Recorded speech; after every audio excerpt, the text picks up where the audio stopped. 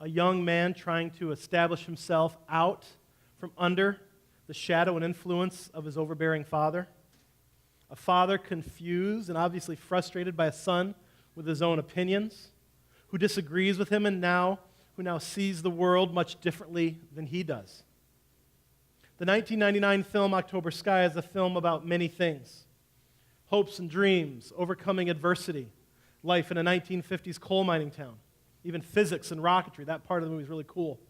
But its main themes, if not one of its main themes, is about this precarious relationship that each of us has with our parents, and which many of us presently or will in the future have with our children. So how do we manage these most intimate and important of relationships? Parents, how should we raise and train up our children? And to those of us here who are children, which, in case you didn't know, is all of us, we've all been children and we are children, whether we are minors still living under the roof of our parents, adults, or even adults whose parents have passed on, the question is still important. How should we regard our parents? These two questions have been asked since the beginning of the human race, when that first child was born and the parents began to raise them, and the reciprocal relationship of child and parent began. Well, they are the two main questions that we will talk about here this morning as we continue through our current message series called Under Construction, and today's message entitled A Family Affair. Now, if you're new to Rooftop this morning or recently, we are nearing the end of what has been a months-long message series in the book of Ephesians. We've got 2 weeks left after this week, next week, and the week after, and we'll finish up the book. And if you've ever wondered what the Bible says about the family, then this, I believe, is a good morning for you to be here. And if you have your Bibles, go ahead and open them. We're going to be in the book of Ephesians. It's in the New Testament. We're going to be in chapter 5, the last verse, and then we're going to read the first 4 verses of chapter 6.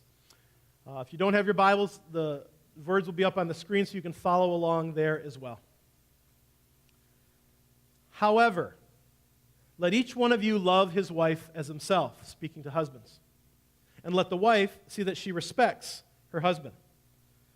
Children, obey your parents in the Lord, for this is right. Honor your father and mother. This is the first commandment with a promise, that it may go well with you, and that you may live long in the land. Fathers, do not provoke your children to anger, but bring them up in the discipline and instruction of the Lord. Well, as I said in the open, there are two primary questions that this passage tries to answer, which we just read about. The first, it's how should children, whether young or old, regard their parents? How should children, whether young or old, regard our parents? And secondly, how should parents be raising their children? How should parents, those of us who are or will be raising their children? Now, a quick disclaimer here. While there are only these two questions that we're going to address this morning, all of us know just how complex either of these relationships can be. So what I've tried to do is not only preach from what the text says, but also give numerous practical and hopefully helpful steps for us to begin putting into practice in these relationships. So if you find these questions intriguing and this topic something you want to know more about, get something to write with. If you don't have a pen, there's pens in your seat back in front of you, most likely. Find something to write on. We have space on the back of our programs. And you might maybe want to take some notes, that God might have something specific that he wants to speak to you here this morning. So let's start with the first question, and it's the first verse of chapter 6. Ephesians 6, verse 1. Children, obey your parents in the Lord, for this is right. Now, not a lot of ambiguity here, not a lot of questioning. What does this mean? It's pretty straightforward, right? In fact, this is a verse, when I was in church as a kid in Sunday school, I remember hearing a lot. I'd always have to hear it. I'd have to memorize it. And as I was preparing this week, I was like, wait a second. They were trying to influence me with that. And the Bible's pretty big, but always this verse. It's kind of funny, the things that you realize about your life and what you experienced. Well, you'll be happy to know that I didn't give in to the pressure. Because of my pride, I managed to not obey a lot. And actually, as I think about it, and I was studying this week and have realized earlier, I did so to my detriment. And we're going to talk more about that. What at the time was a badge of honor with the other kids, that I could get away with things, ended up being very much a detriment in my life and in my walk with the Lord. But kids, young people, if you're old enough to understand what I'm saying and to hear me, I have some potentially bad news. God requires that we obey our parents. There's no way around it. No ifs, no ands, no buts. We need to obey. And he doesn't just say obey your parents, he says, children, obey your parents, and affirms it, for this is right. We don't have other options. God has placed us in the family that he's placed us in. Now, we might think that was not a good decision on God's part, and that's okay at a time to wrestle through that, but nonetheless, we are commanded to obey the parents that we were given. Now, for some of us, this is easy. It really is. Our parents seem to have our best interest in mind. They're generous at times. They do ask some things of us, but they seem sensible things we kind of want to follow. Now, it's not easy necessarily, but it's easier because of that relationship we have with our parents. But for other of us, the idea of obeying our parents seems very, very difficult. Number of reasons, two of which are: one, the harsh or foolish way we perceive our parents acting or instructing us. Now, they may or may not be. I'm not going to get into there, but we as children, you as children, perceive your parents being harsh or foolish in what they're instructing, and the decision is, I'm not going to follow. I'm not going to obey. The second is related to it, but it's a more encompassing truth. It's that we just have a terrible relationship with our parents. And children, if you have a bad relationship with your parents, if your children have a bad relationship with you, it is the quality of your relationship that gives credibility to the things that you say. The "you're going to do it because I said so" only goes for so long, and with the years that come, it seems like it goes less and less long all the time. So the quality of your relationship will provide the conduit through which they may listen to you. And if you don't have that relationship, children, this is not about the parents, this is on you. You still need to obey. However, this isn't all the verse says. The verse says something else, and this is where the rescue is for the kids, for the youth here. It says something else. It says, children, obey your parents in the Lord. Now, that's not just saying you got to do it because God says. Okay, and that's kind of how I interpreted that phrase. It's not just because God says we got to do it. Great, I got to do it, and God says I got to do it. No, it's more than that. If you have a relationship with God as a youth, as a teen, even as an adolescent, maybe in grade school or younger, then what is our primary objective in life? To obey God, to bring honor to God, to do the things that please God, right? If God has saved us and loved us in Christ, then we want to do the things that please Him. And when you find it difficult to say yes to your parents because of how you perceive them to be acting, how you perceive them to not be respecting you, how you perceive them to not realize that you're growing, that you're maturing, that you have opinions that are meaningful and valuable, and they continue to see you as this little boy or this little girl and don't give you that respect, we still have the obligation to obey them, but not because of them only. When it's hard, whether we're right or they're right, we're wrong or they're wrong, regardless, we can obey in the Lord. And what that means is ultimately, I might struggle with my parents, but I can do it as unto the Lord. It brings God pleasure, even though it's hard for me because of how the relationship is with my parents. And I want to affirm that. Our ability, you're going to face circumstance in life, jobs, friends, neighbors. You're going to have to do things with people who are not nice, who are actually quite hostile to you.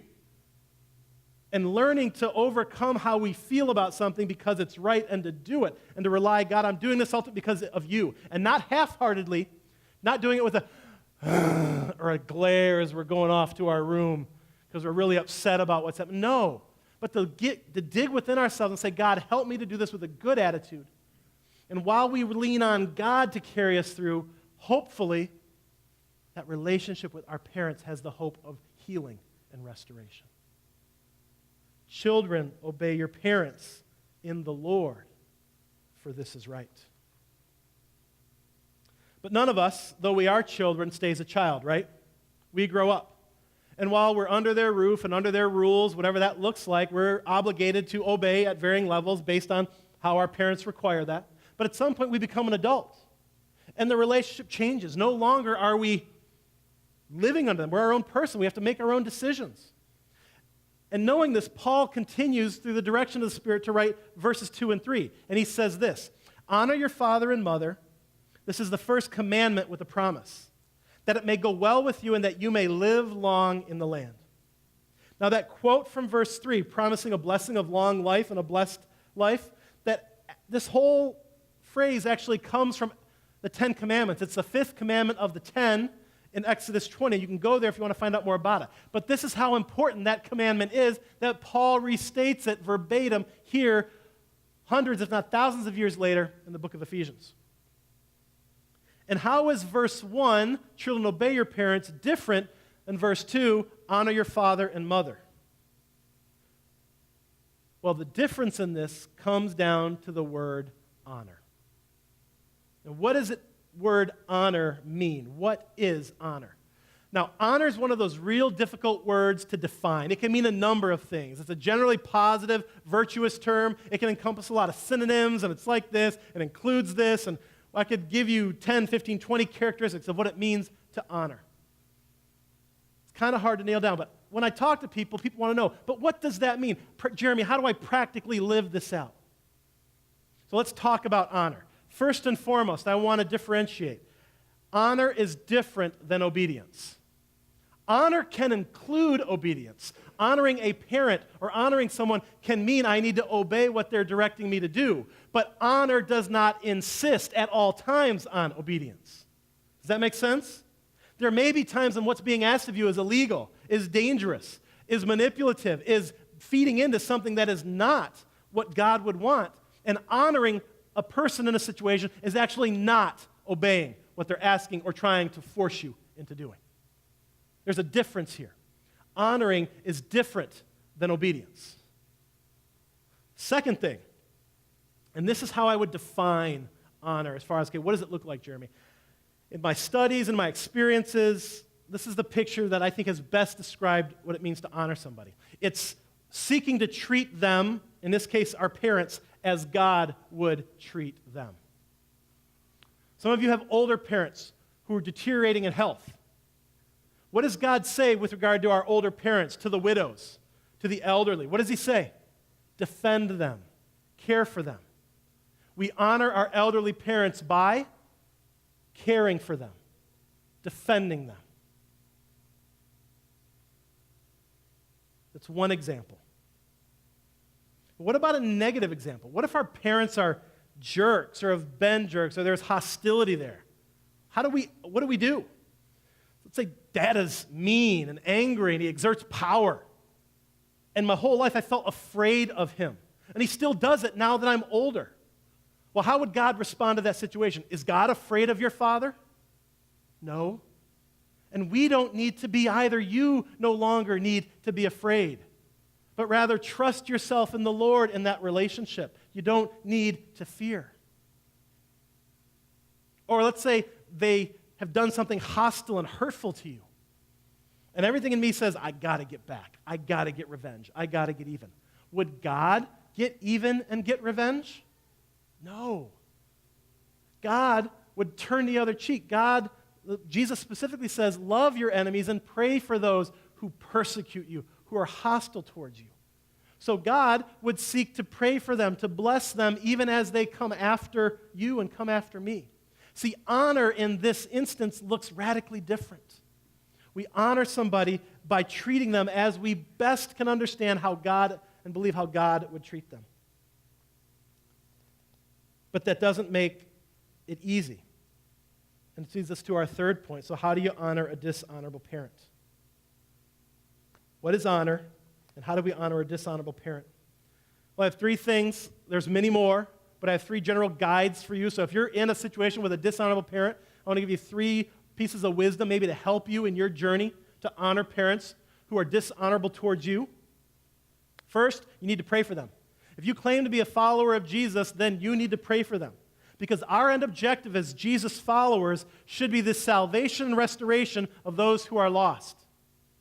We cannot hold on to bitterness. We need to engage them spiritually. Odds are if a parent is being hostile and oppressive towards you, they're probably in spiritual trouble, right? Whatever faith they might be professing is not being manifest in their lives, and just because they say it doesn't make it true, and their salvation could be in peril. What do they need more than anything else? Not to get a clue, but they need prayer. They need God to intervene and soften their heart, to open them up to repentance and forgiveness. So we need to pray for them. Secondly, we can't be afraid to put some space between them and establish some boundaries if that's what's necessary. If you're involved with a parent and they're suffocating and they do not give you space and they seem to take advantage of or dominate or exert their will or do things that just lead you into a very unspiritual, ungodly place, and you can't help yourself, for a time you may need to establish space. It's called establishing a boundary and saying, I can't be with you at this time.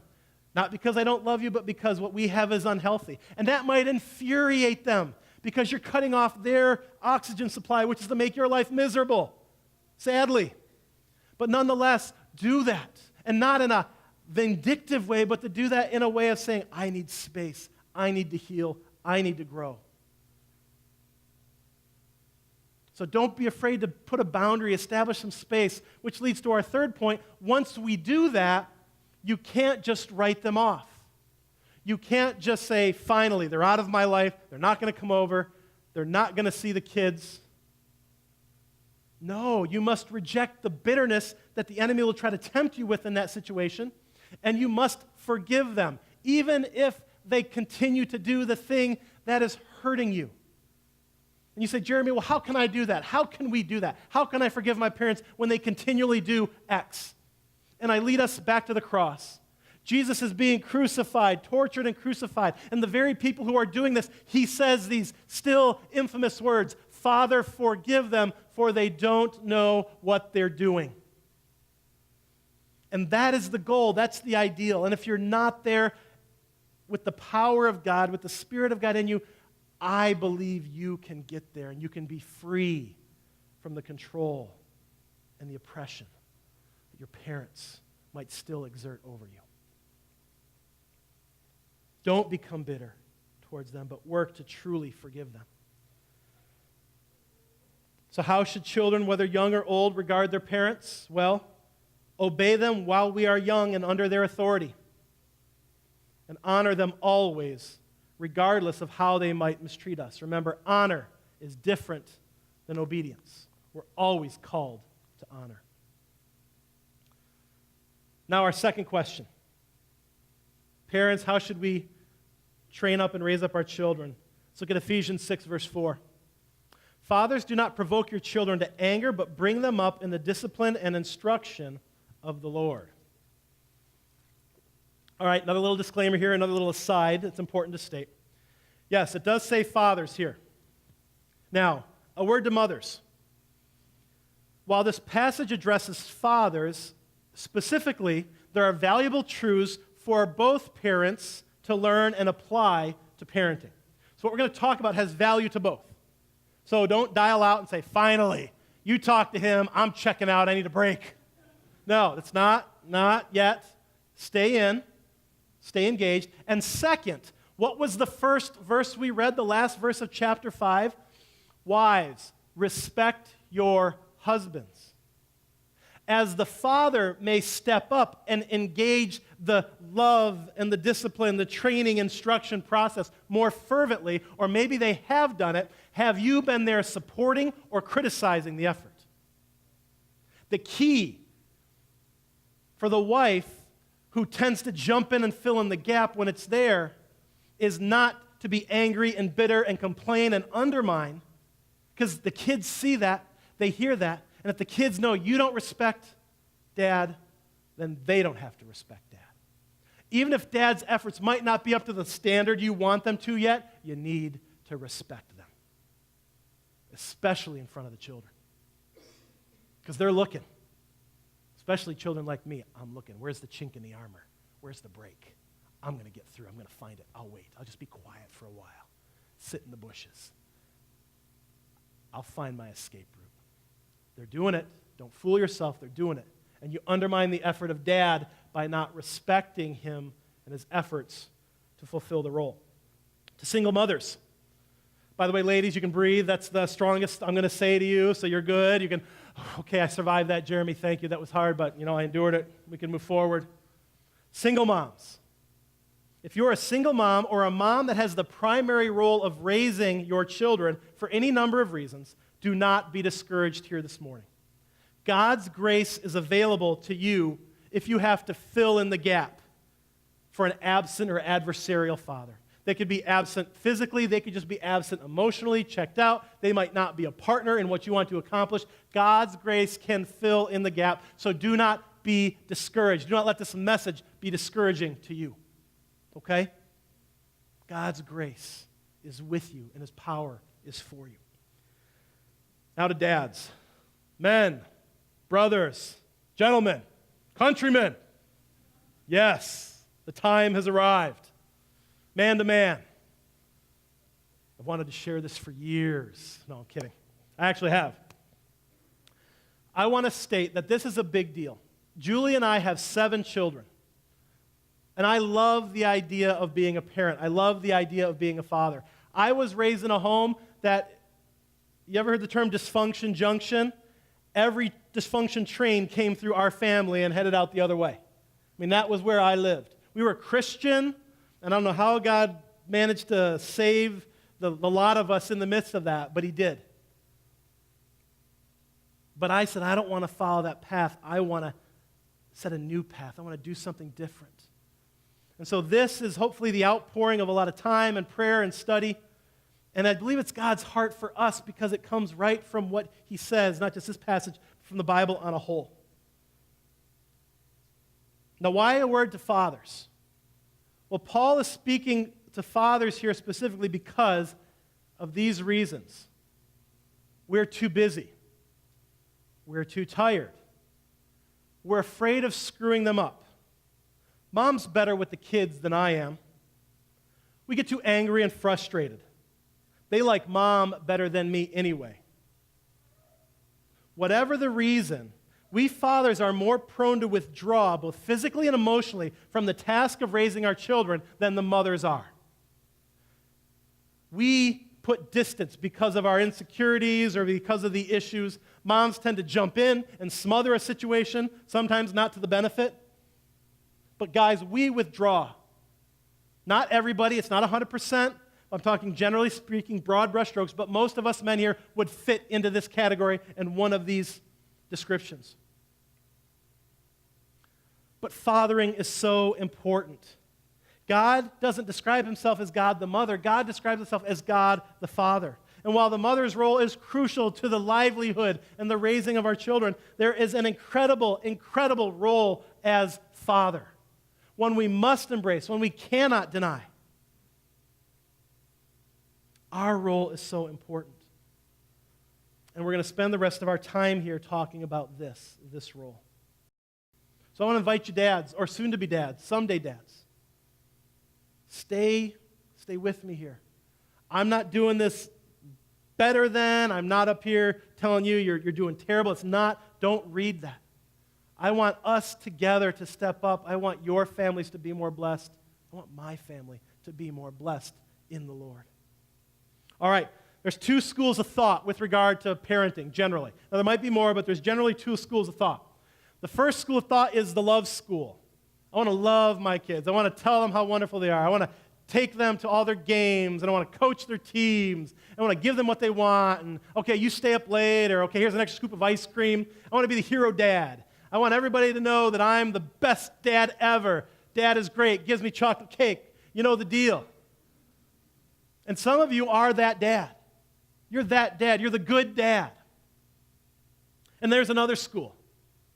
The other school is the discipline school. these kids need to learn, finally. The society is going to ruin, for lack of a better term. I caught myself. Not my kids. I'm going to stop it. It ends here. And they're going to do this. They're not going to do this. Go to your room. Clean your room. Don't you do that. Stay away from him. And there's the other school. And again, I'm maybe over-exaggerating, maybe not. For some of you, it might be more than that. But these are the two general schools. But one without the other is a fail. To love and to not discipline is pandering to your child and teaching them that this is a world without boundaries, a world without consequences. And we'll get into that here momentarily. And to discipline your children, but deny them the life-giving oxygen of love leaves them destitute and questioning their own identity and worth in the world, even if they know how to clean their room and make their bed. We must be engaging with both of these. And the verse addresses that. The first thing it says, do not provoke your children to anger. It's actually the double negative. Do not provoke to anger. Anger is a negative, don't do it. And this is the verse affirming the positive, kind of the love school, if you will. Now, while this feels like a warning and it might not be too harsh on them, it's pretty straightforward, right? But what it doesn't say is exactly how do we accomplish? How do we accomplish not provoking our children? The tendency for men is to withdraw. Well, if I'm going to make them mad, if I'm going to get mad, if we're just going to have a hostile interaction, I'm just checking out. Wifey, you can deal with it. And that is not fulfilling the command in this verse. Your children can take discipline. They can take the tension of a father lovingly disciplining their child. But what they need in order to receive that in the way it's supposed to be received is they need to be immersed and showered with love. You ever heard the term, you got to make a deposit into the account before you withdraw? If you withdraw from their emotional bank account and you've not deposited in abundance love and what we're supposed to give them in the love school, you're going to overdraw their account and you're going to end up with children who are provoked to anger.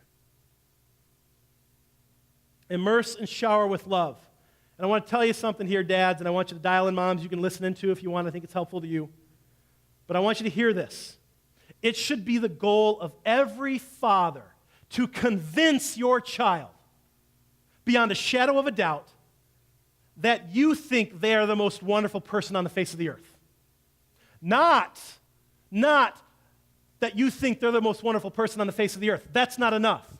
It is your job, our job, to convince them that we think they're the most wonderful person on the face of the earth. Does that make sense? There is a part where we must ensure they hear it, receive it, and even articulate it back to us. If our children go through life and we've done our best effort, but we've not ensured that they know, that they believe, that they understand, that we think the world of them, they could miss it. And you see these stories, dads who did everything they could for their kids, and their kids somehow go astray, somehow go off. And I'm convinced to some degree, dad did what he could, except in all of his efforts, he did not convince his child that he thought the world of him. Some kids are just more knuckleheaded than others, right? And that's our job, dads, is to convince them. For centuries, mothers have told their kids, your father loves you by how he provides for you.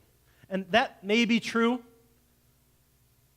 but that's what my dad did, but it wasn't enough. It left a huge gap, and it hurt me severely.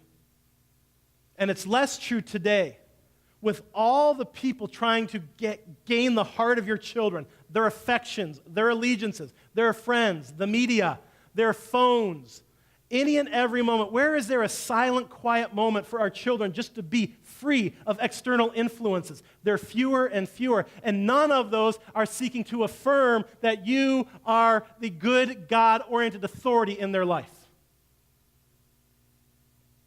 They're not. And so we have to be diligent in going after their hearts and convincing them that we do, in fact, think that of them. So what are some of the practical ways that we can shower them with love? I got, I think, 3 things here for you. First, start early. It is never too early to begin adoring your child. In fact, it's preferred to start early. Fathers, just because mom's there and she's nursing or they're stinky or whatever, and you've got reason to not be involved with them at this point, or things get weird or get difficult as they get older into 10, 11, 12, and no, engage early. And engage that relationship. Be the hero in their world. It's so easy to be a hero to a child.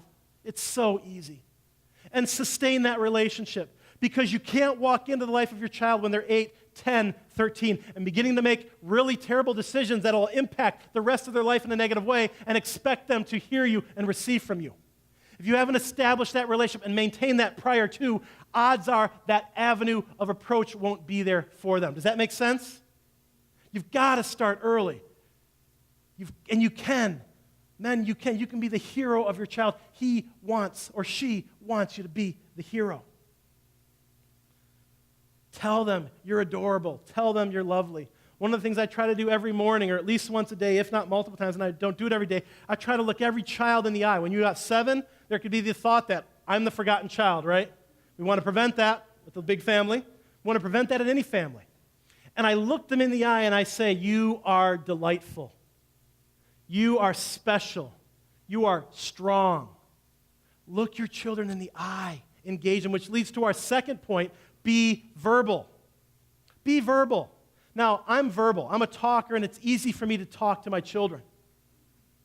But for you nonverbal men, it's not an excuse not to be verbally engaging your children. They need to hear your words, to tell them they're lovely, they're wonderful, all the things that's true about them. Feeling it in your heart is not enough. There are too many messages coming into their world telling them verbally other things. You have the preeminent position in their life to tell them what is true about you, about your love for them, about God's love for them. You need to take advantage of that. You cannot abdicate that opportunity, because it will leave a void, and something else, probably something much more destructive and adversarial, will step in.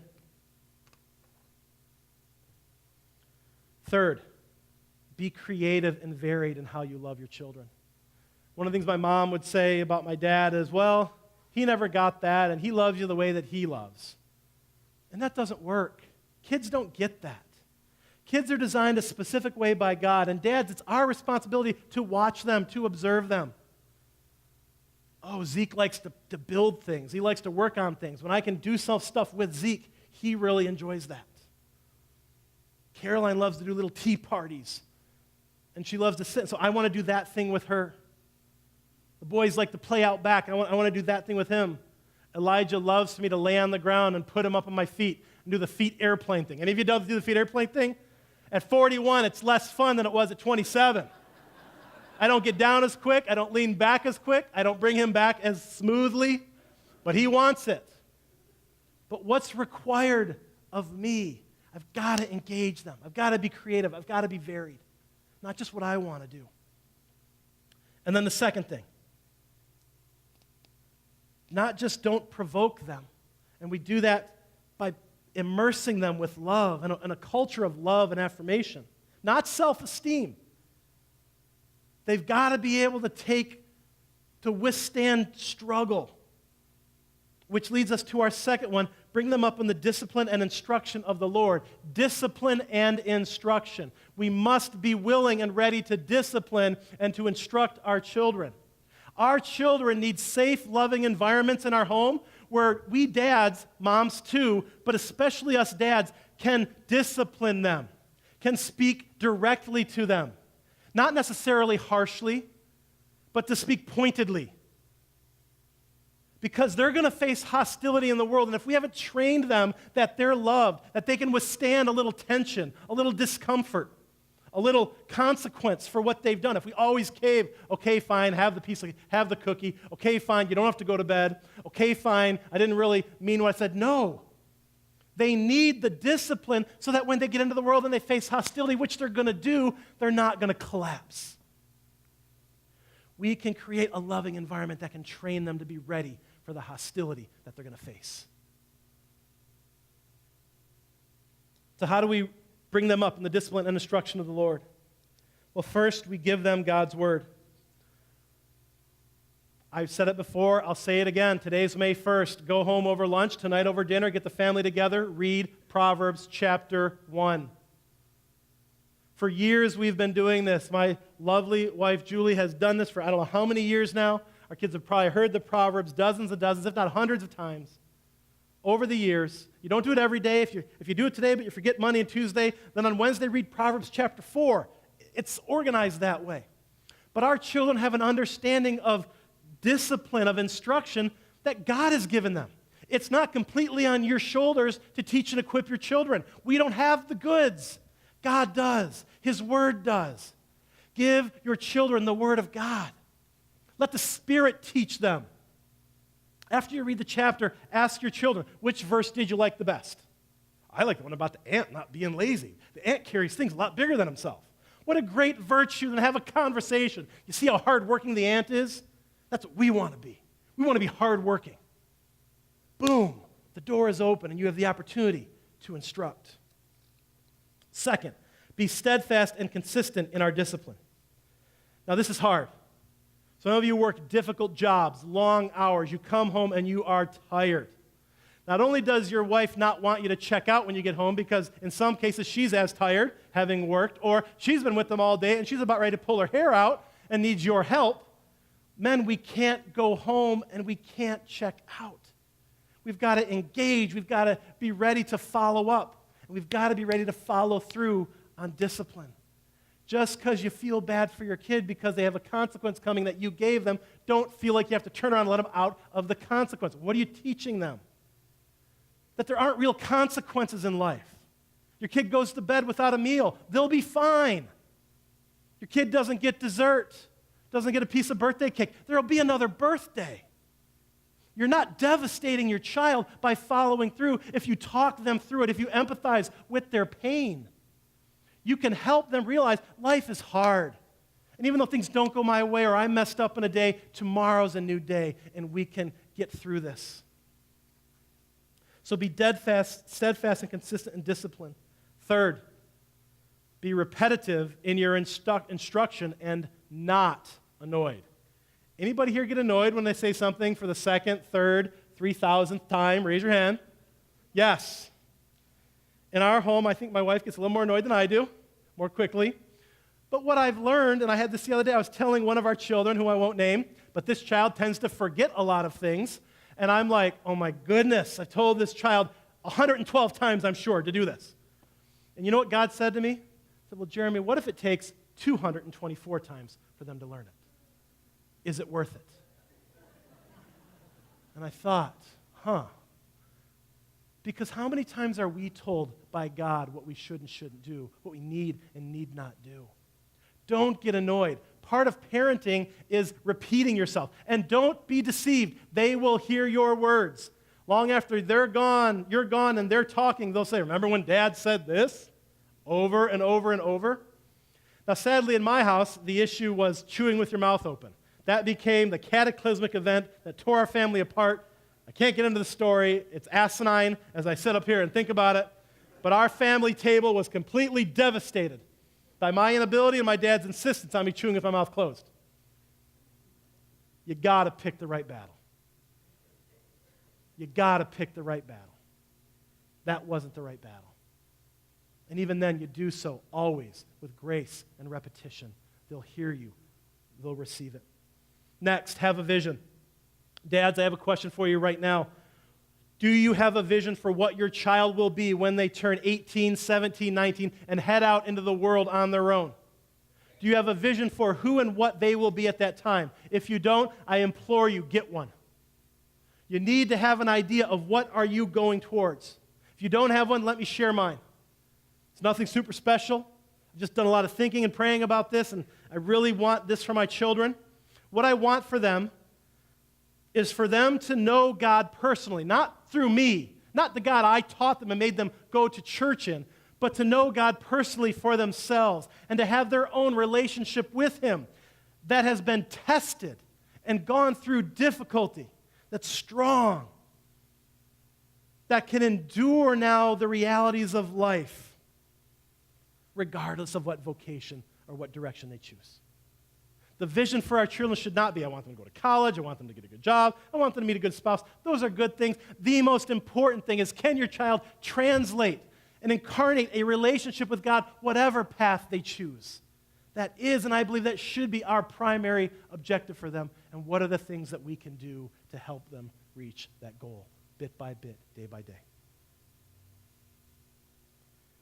Finally, all these things I'm saying, only God can accomplish. Only the Spirit of God can accomplish. And yet, He has placed you and I as fathers. He has given us our brains, which we may not be too confident in, but I'm confident in it. If you're not confident in your own, take my confidence and run with that. You have the ability to do this. He's given us our strength. He's given us His Word. And He promises to give us His Spirit to do the thing in our children that we can't make happen in them. So we need to pray and we need to trust our children to the Lord as we do all of these things. For unless God builds it, we labor in vain. How should we regard our children? Do not provoke them to anger, but raise them up in the discipline and instruction of the Lord.